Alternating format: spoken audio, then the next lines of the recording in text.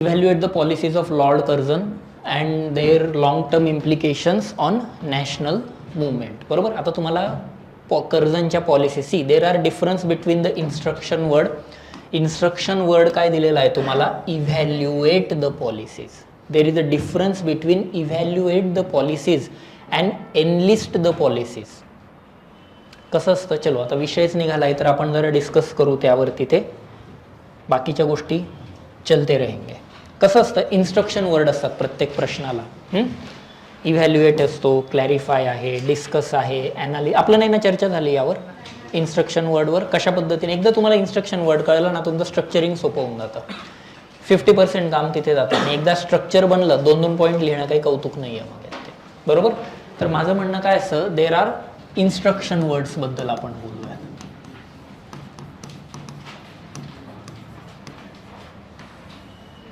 There are 3 types of instruction words असतात. First order, second order, third order. हां, आणि या इन्स्ट्रक्शन वर्डवरून कळतं आपल्याला की नेमकी क्वेश्चन कसा लिहायचा आहे, त्याचं स्ट्रक्चरिंग कसं असलं पाहिजे, कोणत्या क्वेश्चनचे पॉझिटिव्ह निगेटिव्ह लिहायचे, कोणत्या क्वेश्चनला सोल्युशन द्यायचं आहे. येड्यासारखं कुठल्याही याला पॉझिटिव्ह निगेटिव्ह सोल्युशन नाही द्यायचं.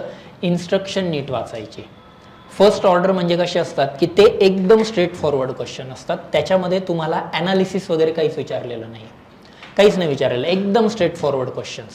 सिम्पल, जे विचारलंय ते दाखवा. म्हणजे कुठले कुठले असतात, फर्स्ट ऑर्डर, त्याला मी फर्स्ट डिग्री म्हणतो. सगळ्यात पहिला येतो त्यातला एनलिस्ट, दुसरा येतो हायलाइट, बरोबर, तिसरा येतो इन्युमरेट, चौथा येतो डिस्क्राईब, बरोबर, पाचवा येतो टू शो, बरोबर, त्यानंतर येतो तुमचा explain, enlist, highlight, enumerate, describe. हां, नंतर पुढचा येतो लिस्ट डाऊन. ठीक आहे. मग या टाईपचे आणखी काही आले तर आपण बघूयात पुढे. या टाईपचे जे असतात ना, हे फक्त असतात तुमचे फर्स्ट ऑर्डर इन्स्ट्रक्शन वर्ड. या आन्सर्समध्ये जनरली सेकंड पार्ट नसतो. येते लक्षात. ह्या क्वेश्चन्समध्ये अशा टाईपचा जर काही आला 2 पार्ट नसतात. हा question purely content oriented question असतो. प्युअरली कंटेंट म्हणजे जसं की फॉर एक्झाम्पल, बरोबर, काय विचारलं आहे तुम्हाला, काय ही बॉटल, बरोबर, ठीक आहे. तुम्हाला काय विचारलं आहे, डिस्क्राईब धिस बॉटल. सिंपल आहे ना. डिस्क्राईब म्हणजे काय मराठीमध्ये म्हणतात, वर्णन करा. या बाटलीचं वर्णन करा. काय वर्णन राहील, लाल रंगाची आहे, इथे थोडासा कलर गेलेला आहे, त्याच्यावर काहीतरी प्रयास नाव लिहिलेलं आहे, स्टीलचं झाकण आहे, आतमध्ये काहीतरी पाणी बिणी असायला पाहिजे, बरोबर. नंतर काय, थंड पाणी आहे, गरम पाणी, बस दॅट्स इट. हे डिस्क्रिप्शन आहे. ही अशी ठेवली की अशी जाते, बस दॅट्स इट. याच्यामध्ये हे नाही मी सांगत आहे ही बाटली चांगली आहे का वाईट आहे. येते लक्षात. डिस्क्राईब, वर्णन करा, विषय संपला. याला म्हणजे फर्स्ट ऑर्डरला मी चांगल्या भाषेमध्ये असं म्हणतो की बायोडेटा फॉर्म असतात ना लग्नाचे, ते बायोडेटा फॉर्म म्हणजे डिस्क्राईब. वर्ण गोरा, उंची 5.4 फूट, बरोबर, मामाचं कुळ. हे मामाचं कुळ का बरं विचारतात मला ते अजून समजलं नाही आहे, पण जाऊ दे, ते वेगळी चर्चा आहे, जरा कधीतरी बोलूयात त्यात. असंच असतं ना, ते फक्त वर्णन असतं, ते असतं डिस्क्राईब. डिस्क्राईबमध्ये प्रश्नाच्या वाकड्यात घुसायचं नाही. जेवढं विचारलंय ना तेवढंच नाही, that's it, end of the story. Enlist, तुम्हाला फक्त यादी करायला लावली, संपला विषय. Enlist the reasons behind 1857 revolt, संपला विषय. तुम्हाला फक्त कारणं विचारली, बाकी काहीच लिहायचं नाही, बरोबर. एनलिस्ट द फीचर्स ऑफ प्रधानमंत्री ग्राम सडक योजना. स्कीम चांगली आहे का वाईट आहे ते नाही लिहायचं. तुम्हाला फक्त फीचर विचारले, फीचर दाखवा. Highlight, highlight the characteristic of a civil servant. Simple असा प्रश्न असेल, हायलाइट, फक्त कॅरेक्टरिस्टिक सांगा. हायलाइट, चांगलं आहे का वाईट आहे ते नाही सांगायचं. त्याच्यासाठी दुसरा इन्स्ट्रक्शन वर्ड येतो. येतं लक्षात. मग जो जास्त हायलाइट करेल त्याला जास्त मार्क देईल. Explain the evidences of continental drift. पुरावे कॉन्टिनेंटल ड्रिफ्ट थेअरीचे, जो जास्त सांगेल त्याला मार्क देईल. एक्सप्लेन विचारलंय फक्त, दॅट्स इट. येतं लक्षात. इन्स्ट्रक्शन वर्ड या पद्धतीने जातात. हां, याच्यानंतर येतात तुमचे सेकंड ऑर्डर. हे झाले फर्स्ट ऑर्डर. आता येतात सेकंड ऑर्डर. सेकंड ऑर्डरमध्ये काय काय असतं तुमचं, डिस्कस,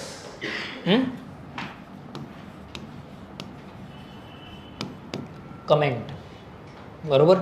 त्याच्यानंतर right a note, right a short note, right a brief note, बरोबर, अशा टाईपचं. पुढे येतो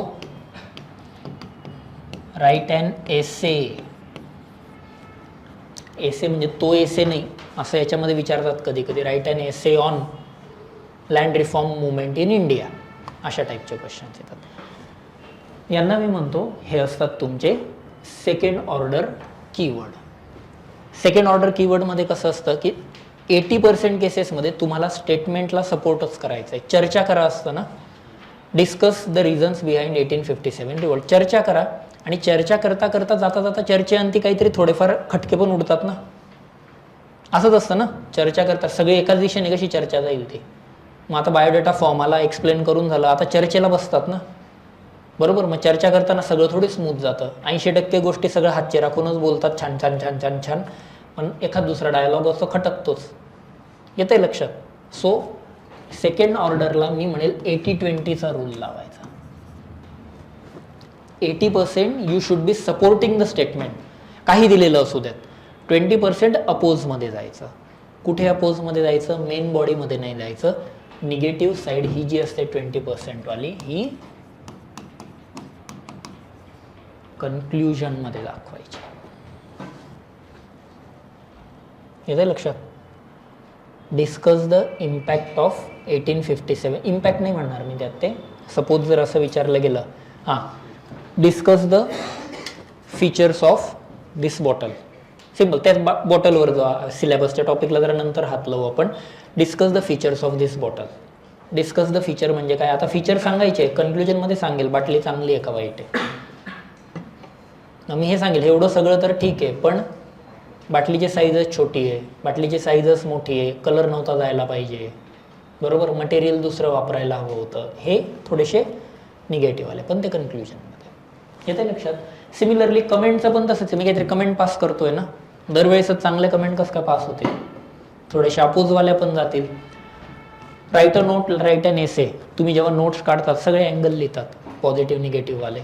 इथंही तसंच असतं. सो आता इन्स्ट्रक्शन वर्ड बघा, त्यानुसार आन्सर रायटिंग करा. क्लिअर. आणि तिसरे येतात थर्ड ऑर्डरवाले. त्यांना मी म्हणतो की these are of ultimate difficulty. याच्यामध्ये मग कुठले कुठले येतात? एक येतं तुमचं एक्झामाइन, दुसरं येतं इव्हॅल्युएट, असेस, ॲनालाइज आणि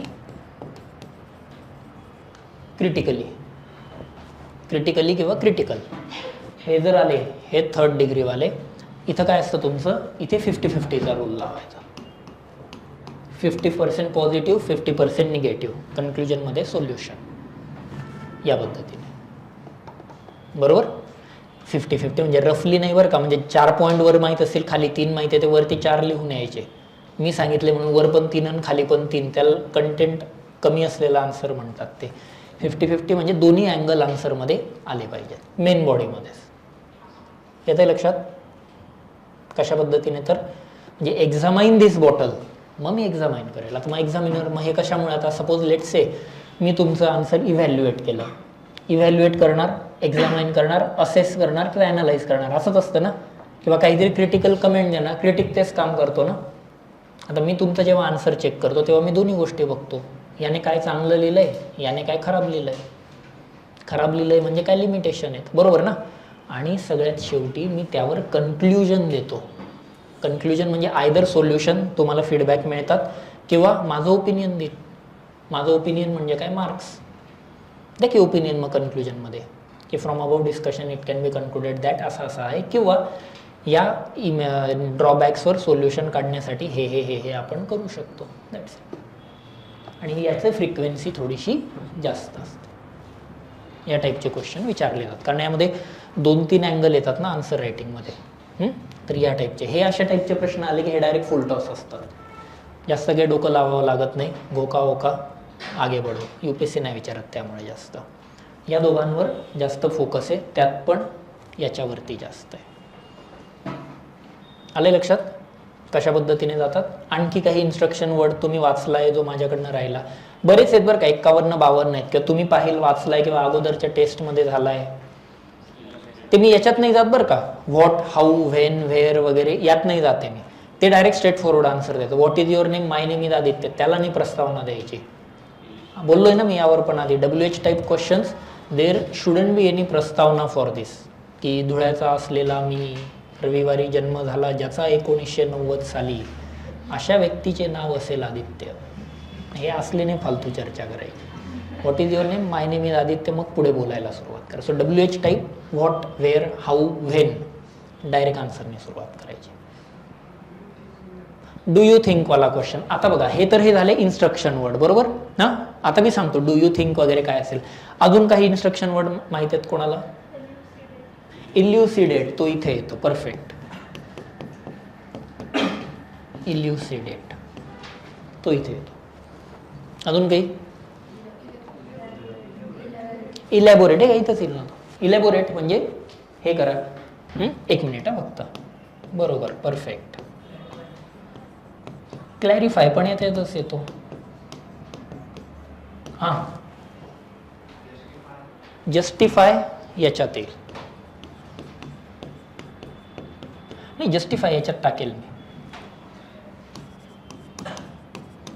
जस्टिफाय म्हणजे काय, तुम्हाला त्यांनी सांगितलं जस्टिफाय करा, त्याला तुम्हाला जस्टिफाय करायचं नाही. You are like a lawyer in that case, बरोबर, की याने चोरी केली आहे मला पण माहिती आहे, पण आता मला सांगितलं UPSCने जस्टिफाय करा, संपला विषय. लॉयरचं काम जस्टिफाय करणं आहे. मी त्याच्या खऱ्या खोट्यात नाही जाणार. आय वोंट बी अ जज in that case. Me direct justify करेल, बिकॉज व्हर्डिक्ट इज ऑलरेडी देअर, की यस हे झालंय, आता तू फक्त डिफेंड करायचं त्याला, तो जस्टिफाय. सबस्टॅन्शिएट इथेच येईल परत तो पण. सबस्टॅन्शिएट म्हणजे काय, एक्झाम्पल देणे. सबस्टॅन्शिएट विथ एक्झाम्पल असंच असतं ना त्यात ते. सो सबस्टॅन्शिएट इथेच येईल. कुठे,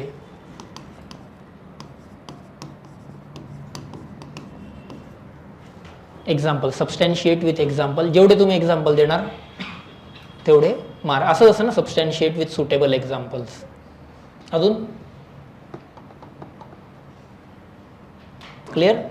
काही वाटले मला सांगा, ते आपण ॲड करत जाऊ, पण या पद्धतीने जातात. सिंपल. थोडं त्याचा मराठीत नजरी अर्थ पाहिला तरी तुम्हाला अंदाज येऊन जाईल काय असतात तर. सो इथं म्हणजे फ्लॅट असतात, there is no flip side. जेवढं विचारलंय तेवढंच सांगा. इथं 80% सपोर्ट करा, 20% अपोजमध्ये जा, थर्डमध्ये सरळ 50-50मध्ये जा, एंड ऑफ द स्टोरी. आणि याच्या व्यतिरिक्त काही असे शब्द येतात जसं की डू यू थिंक, बरोबर, इम्पॅक्ट्स, बरोबर, सिग्निफिकन्स, बरोबर. नाही, अकॉर्डिंग टू नाही म्हणता येणार याच्यात. नाही, ओपिनियन पण याच्यात येत, तरी ओपिनियन म्हटलं की याच्यात येतात सगळे. ओपिनियन वगैरे विचारले ना याच्यात बरं का कधी पण ठीक आहे. चलो, ओपिनियन तुम्ही म्हटलाच ना. 1 मिनिट फक्त, कुठे गेलं हे ओपिनियन. अजून ऑनलाईन पण सांगा बरं का, म्हणजे काय असेल, मला काही राग नाही विशेष. हां, 1 मिनिट. हां,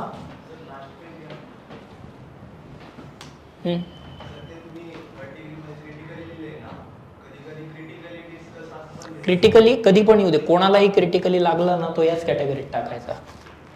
क्रिटिकली एक्सप्लेन पण असतं, क्रिटिकली जस्टिफाय पण असतं, बरोबर. क्रिटिकली शब्द आला तर तो वरचढ ठरतो, तो डायरेक्ट इथे टाकायचा. लक्षात ठेवा कधी पण. हां, डू यू अग्री, तेच. चलो, सिग्निफिकन्स, इम्पॅक्ट. अजून काय असतं, एखाद्या गोष्टीचा सिग्निफिकन्स, एखाद्या गोष्टीचा इम्पॅक्ट. अजून काय काय, रोल, यस, परफेक्ट.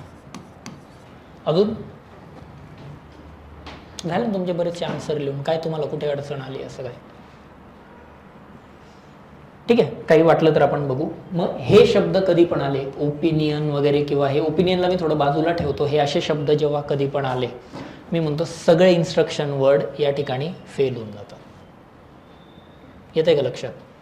सगळे इन्स्ट्रक्शन वर्ड शांत होतात, प्रायोरिटी यांना दिली गेली पाहिजे. आणि यांचं स्ट्रक्चर ठरलेलं आहे काय, सपोर्टमध्ये अपोजिटमध्ये 50-50. Do you think, yes I think, no I don't think. असं नाही राहायचं यस नोमध्ये. Do you think anthropogenic activities are triggering landslide like incidences in Himalayas. मग yes I think, no I don't think, yes no मध्ये नाही जायचं. मग heading काय देईल मी, anthropogenic activities are triggering landslides in Himalaya in following ways. मग ते लिहिल मी बरोबर, माणसामुळे कसं भूस्खलन होतं. दुसरं हेडिंग काय देईल, परंतु या व्यतिरिक्त देखील काही नैसर्गिक कारण आहेत, म्हणजे आय डोंट थिंक. आणि मग खाली कन्क्लुजन देईल. मग कन्क्लुजन काय देईल, डू यू थिंक, मला विचारलंय ना, do you think whether this bottle is good or bad. मी फक्त सांगेल हे चांगले हे वाईट आहे, बाकी निर्णय घेत बस काय ते. Opinion should be either yes or no, it shouldn't be a middle path between this. मग मी याला काय कन्क्लुजन देईल, from about discussion it can be said that हिमालयामध्ये भूस्खलन होण्याचे नैसर्गिक कारणे जरी असतील तरी वाढत्या मानवी हस्तक्षेपामुळे त्यांचे प्रमाण आजकाल वाढले. Because of increasing human interventions the frequency of landslide has been continuously increasing. Simple. येते लक्षात? क्लिअर?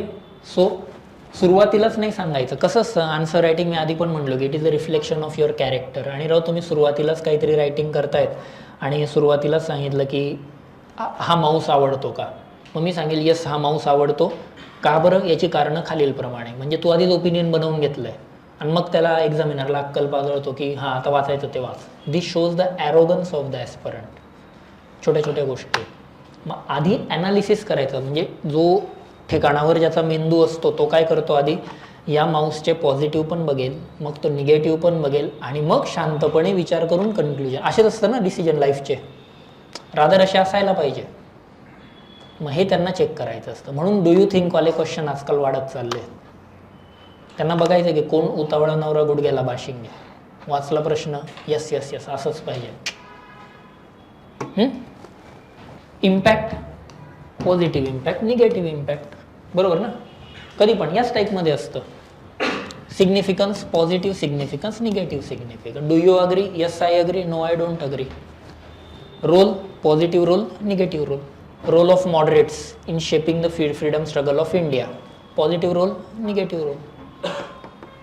येत आहे का लक्षात? मग ते काही विचारू द्या. डू यू थिंक की XYZ, do you think moderates have shaped the policies of freedom struggle, question mark, discuss. मग डिस्कसमध्ये नाही घुसायचं. डू यू अग्रीला पहिले वेटेज दिलं गेलं पाहिजे. कळतंय हे? आत्ताच क्लिअर करून घ्या. आणि जेवढं लिहिणार, जेवढं चुकणार, त्याच्यातून मग या गोष्टी क्लिअर होत जातील. आणि एकदा स्ट्रक्चरची आउटलाईन तुम्हाला कळलं, संपला विषय. ओके. हां, यस. गिव्ह अकाउंट ऑफ विचारलं ते पण इकडेच येतं बरं का, फर्स्टमध्ये. गिव्ह द अकाउंट ऑफ यामध्येच येतो. आउटलाईन, आउटलाईन पण इकडेच येतो, बरोबर. आउटलाईन पण इकडेच आहे. इस्टिमेट इकडे येतो, सॉरी इस्टिमेट इकडे येतो, माय बॅड.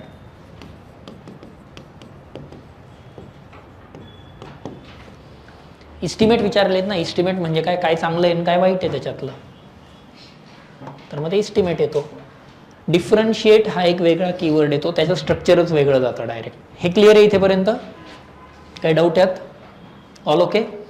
आता विचारलंय तुम्हाला काय, इस्टिमेट विचारलंय, सॉरी डिफरन्शिएट विचारलंय ना. डिफरन्शिएट, कंपेअर, कॉन्ट्रास्ट, असे हे 3 कीवर्ड्स आहेत. याचं स्ट्रक्चर डायरेक्ट या फॉर्मॅटमध्ये असतं.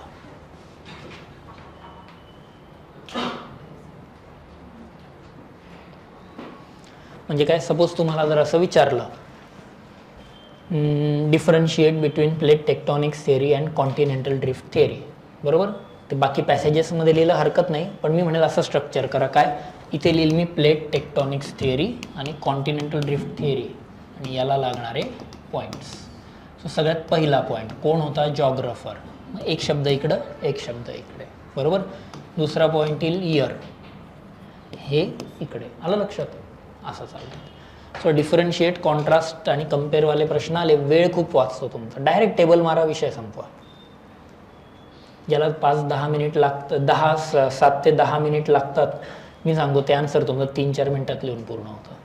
सो अशा टाईपचे पण प्रश्न UPSCने आजकाल विचारणं बंद केलेले आहे. त्यांना माहिती आहे वेळ वाचतो आणि ते हे असं होतं. तपासायला सोपं आहे ना, एका पानात आन्सर होऊन जातं. तुम्हाला डायग्राम काढायचे, काढा इकडं डायग्राम, एकदम प्रेझेंटेशन सोपं. डिफरन्शिएट आणि कॉन्ट्रास्टमध्ये येतो फक्त तुमचा कम्पेअर. हे शाळेत आपण लिहायचो ना, ते फरक स्पष्ट करा, तशा टाईपचं आहे ते. कम्पेअरमध्ये काय, कम्पेअरचा मराठीत अर्थ काय होतो, तुलना करा. We need to compare between 2 things. जेव्हा आपण कंपॅरिझन करतो, कंपॅरिझन म्हणजे काय, विराट कोहली आणि जो रूट, कंपॅरिझन जेव्हा विचारलेलं आहे, आपण फक्त डिफरन्सेस थोडी सांगतो, सिमिलॅरिटीज पण सांगतो ना. दोन्ही राईट हँडेड बॅट्समन आहेत, बरोबर, both were the captain of the team. So compare शब्द आला की 2 ते 3 पॉईंट सिमिलॅरिटीचे आले पाहिजेत. आणि उरलेले मग टेबल फॉर्मॅट. बाकी डिफरन्शिएट, कॉन्ट्रास्टमध्ये काही सिमिलॅरिटीची गरज नाही. क्लिअर? काही डाऊट मग यात? ओके, नक्की. चलो मग आता जरा क्वेश्चन बघू आपण कशा पद्धतीने होता. कुठे गेला तो क्वेश्चन आपला? सो हा तो क्वेश्चन आहे ना. काय क्वेश्चन आहे हा पहिला? Evaluate the policies of Curzon and their long term implications. बरं झालं, हां तोच म्हटलं, काहीतरी विसरतोय मी. इथं इम्प्लिकेशन पण येतं बरं का. Yes, positive implications, negative implications, परिणाम. आणि एक छोटीशी ज्या इन्स्ट्रक्शन वर्डची आहे ती एक काहीतरी एक चिठ्ठी बिठ्ठी बनवलेली राहू द्या, तीच दरवेळेस वापरत जा, बरोबर. डिफरन्शिएट झालं, इल्युस्ट्रेट पण यात येतो. यस बरोबर, हा पण बऱ्याच वेळा विचारला आहे. इल्युस्ट्रेट, इल्युस्ट्रेट बरोबर. प्रोव्हाइड अन आर्ग्युमेंट असेल तर argument to do you think वाला. आर्ग्युमेंट चाललंय ना, डू यू थिंक, मग मी आर्ग्यू करणार असं. ठीक आहे, बस. मग आता याच्यापेक्षा जास्ती काही आहेत का आणखी? एकच मिनिट, काही आहे का कोणाचे काही आणखी डाऊट्स? यस, ठीक आहे. या पद्धतीने हे जातं. याची एक छोटंसं पेजर बनवा, तेवढं पहा. यूट्यूबवर बरेचसे व्हिडिओज अवेलेबल आहेत, एक्सप्लेनेशन, कीवर्ड एक्सप्लेनर म्हणून, एक पण बघू नका. डोकं खराब होईल, काहीच समजत नाही काय लिहित असताना. ते खूपच टेक्निकल लँग्वेजमध्ये दिलेले आहेत ते, आणि एवढे काही विचारत पण नाहीत, आणि ते रायटिंगनेच होतात ते ऑफकोर्स. चलो मग आता आपल्या क्वेश्चनवर येऊ. काय होता question? Evaluate the policies of Curzon and long term implications on national movement. म्हणजे काय विचारलंय तुम्हाला? त्याच्या पॉलिसीज इव्हॅल्युएट करायला लावल्या. इव्हॅल्युएटमध्ये 50-50 ना, त्याच्याने चांगलं काय झालं आणि वाईट काय झालं, बरोबर. म्हणजे या इव्हॅल्युएटचे 2 स्ट्रक्चर बनतील. काय बनतील माझे 2 स्ट्रक्चर? एक येतं की त्याने पॉझिटिव्ह काय केलं, निगेटिव्ह काय केलं, बरोबर. इम्प्लिकेशन्स पण तेच आहे, पॉझिटिव्ह निगेटिव्ह. मग आता 2 इन्स्ट्रक्शन वर्ड आहेत, इम्प्लिकेशन आणि इव्हॅल्युएट, आणि दोघांचं स्ट्रक्चर सेमच आहे. मग येड्यासारखे 4 स्ट्रक्चरने मारत बसायचे. वरती जे पॉझिटिव्ह लिहिले तेच खाली पण पॉझिटिव्ह आहेत ना. कर्झनने काय केलं?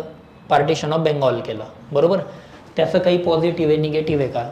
तेच इम्प्लिकेशन पॉझिटिव्ह निगेटिव्ह असतील ना. कर्झनच्या बंगालच्या पार्टिशनमुळे निगेटिव्ह काय झालं तुमचं?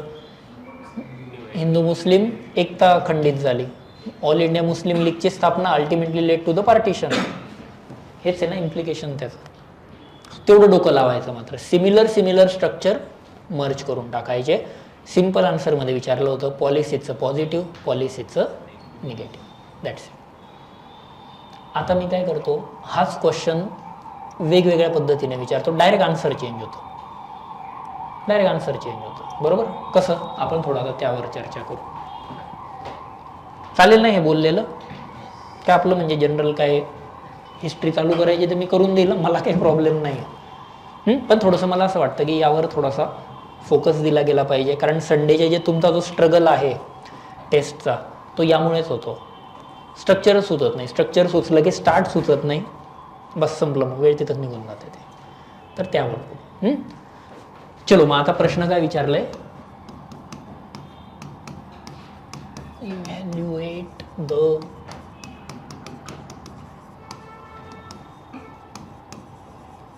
सिंपल. पुढचं जाऊ द्या, आता सगळं मर्जच करायचं आहे ना आपल्याला. हा सिंपल एवढा प्रश्न आहे. त्या पॉलिसीज इव्हॅल्युएट, पहिला प्रश्न असा विचारला. दुसरं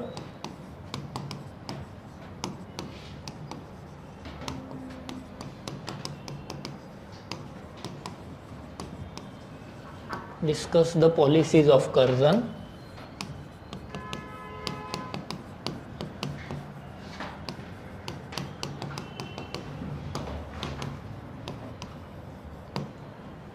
तिघांचे आन्सर वेगवेगळे.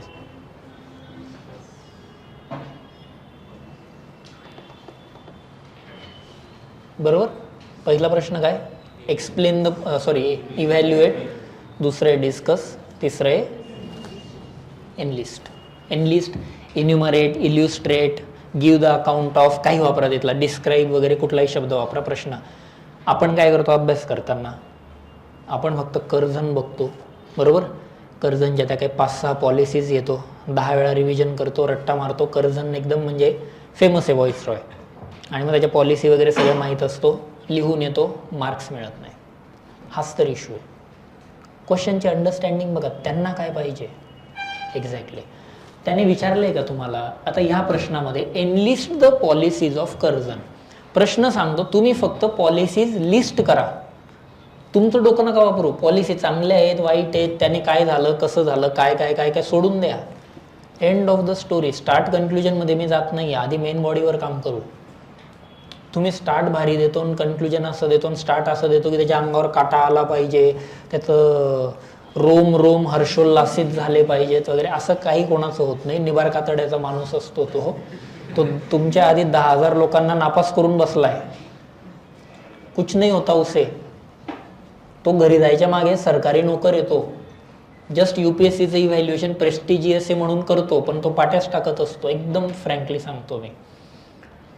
जेवढं विचारलंय तेवढं सांगा. तो एनलिस्टमध्ये फक्त एनलिस्टिंग चेक करतोय.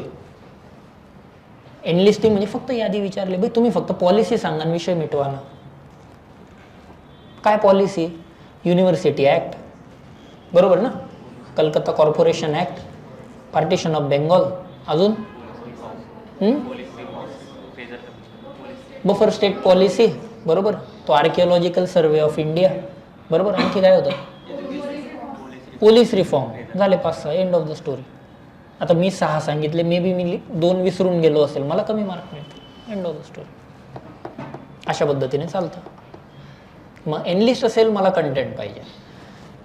डिस्कसमध्ये पॉलिसीज सांगा पण, आणि जाता जाता सांगा की त्याच्या निगेटिव्ह काय काय झालेलं आहे. आणि इव्हॅल्युएटमध्ये काय असतं, त्या पॉलिसीचं पॉझिटिव्ह काय निगेटिव्ह काय, म्हणजे एक्झामिनर इथं ऑलरेडी विचार करतोय की तुम्हाला पॉलिसी माहीत आहेत. He is assuming that you know the policies. Policy नाही सांगायच्या इथे तुम्हाला सांगायचं आहे त्या पॉलिसीमुळे फायदा काय झाला, तोटा काय झाला. तर फायदा काय झाला पॉलिसीजमुळे की after the establishment of archaeological survey of India, India's glorious past has been revived. पुरातत्व खात्याच्या स्थापनेनंतर किंवा स्थापनेमुळे भारताचा समृद्ध इतिहासाला उजाळा मिळाला. हे इव्हॅल्युएशन आहे. तो पॉईंट मी इथं नाही लिहिणार, तो इथं लिह. त्यामुळे टॉपरच्या कॉपीज वाचत असताना नुसतं त्याने लिहिलं की मलाही लिहिता येतंय म्हणून आता खुश व्हायची काही गरज नाही आहे. ते मे जून जुलैमध्ये वाटत होतं, आपण तेव्हा निब्बे होतो या प्रोसेसमध्ये. आता थोडं ते बघा की त्याने शब्द कसे वापरले. आता तुम्ही तुमचा आन्सर चेक करून बघा. या पद्धतीने आपण ॲनालिसिस केलंय. उचला एक एक एक एक ॲक्ट. Police reform. पोलीस रिफॉर्ममुळे काय फायदा झाला इव्हॅल्युएट करा. काय झालं त्याच्यामुळे? पोलीस हे इफिशियंट बनले, हा फायदा झाला. पण त्याच पोलीस रिफॉर्मचा तोटा काय झाला? इफिशियंट बनून त्यांनी भारतीयांनाच मारायला सुरुवात केली. इफिशियंटली मारायला लागले आता ते. आधी इनइफिशियंटली मारायचे, आता इफिशियंट बनून दिसेल त्याला सटकवायला लागले ते. मग हे निगेटिव्ह आहे ना. पॉलिसी थोडी विचारली आहे तुम्हाला, फ्रेझर कमिशन, हे कमिशन, ते commission, nobody is asking you. Partition of Bengal माहिती आहे, त्याचा फायदा काय झाला, त्याचा निगेटिव्ह काय झाला. सो क्वेश्चन असा वाचायचा असतो. येते लक्षात? डायरेक्ट हेडिंग देऊ शकता ना, partition of policy of partition, आणि मग त्याच्यामध्ये किंवा डायरेक्ट हेडिंग देतानाच असू शकतं की some of the bright spots of Curzon's policies following are the drawbacks किंवा निगेटिव्ह इम्प्लिकेशन्स. बरोबर, सकारात्मक परिणाम, नकारात्मक परिणाम, झाला आन्सर. येतंय लक्षात? ओव्हरडोस होतोय, समजतंय? कशा पद्धतीने ट्राय तर करा हे आन्सर्स लिहायचा. ते जेव्हा तुम्ही टॉपरच्या कॉपीज बघाल ना, त्यांनी काय पॉईंट मांडले आहेत ते बघा. तुम्हाला मुद्दे सगळे माहीत आहेत, मीच बोललो काय तुम्हाला माहीत नव्हतं. पण जर यार तुम्ही फक्त एनलिस्ट करून आले, पेपर 250 पैकी 250चा लिहून आले, मी मार्कच सोडणार नाही. क्लासिक प्रॉब्लेम होतो GS3 मध्ये. तुम्हाला थोडी स्कीमा विचारल्या आहेत, दाखवून द्या मला GS3चा एक प्रश्न जिथं म्हटलाय की explain the scheme. Analyse, assess, evaluate, एक्झामाइन किंवा क्रिटिकली किंवा डू यू थिंक, असं जसं स्कीमवर. Do you think schemes like प्रधानमंत्री ग्राम सडक योजना किंवा MG नरेगा, चलो जाऊ दे, सगळ्यांची scheme MG NREGA. Do you think schemes like MG NREGA can bring a prosperity in rural area? Critically examine. तुम्हाला थोडी स्कीम विचारली. क्रिटिकली असेस स्कीम्स लाईक प्रधानमंत्री फसल बीमा योजना. सिंपल प्रश्न आहे.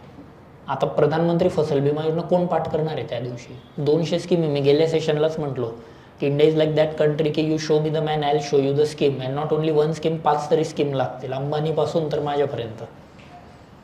सगळं कुठे पाठ करणार आहे? प्रश्न आहे तो GS3ला. आपण समजतच नाही काय लिहायचं आहे. हे मेन जाणाऱ्यांची परिस्थिती आहे, म्हणून ते मार्क्स तुम्ही ऑल इंडिया रँक 1ला 85च्या वर मार्क नाही यावर्षी GS3ला. बघा तुम्ही. मग हे कसं? याच्यामुळे होतं. आता नितीन आहे, आता नितीनची मेन झाली की मी एक इंटरॅक्शन पण ठेवणारच आहे त्याचं.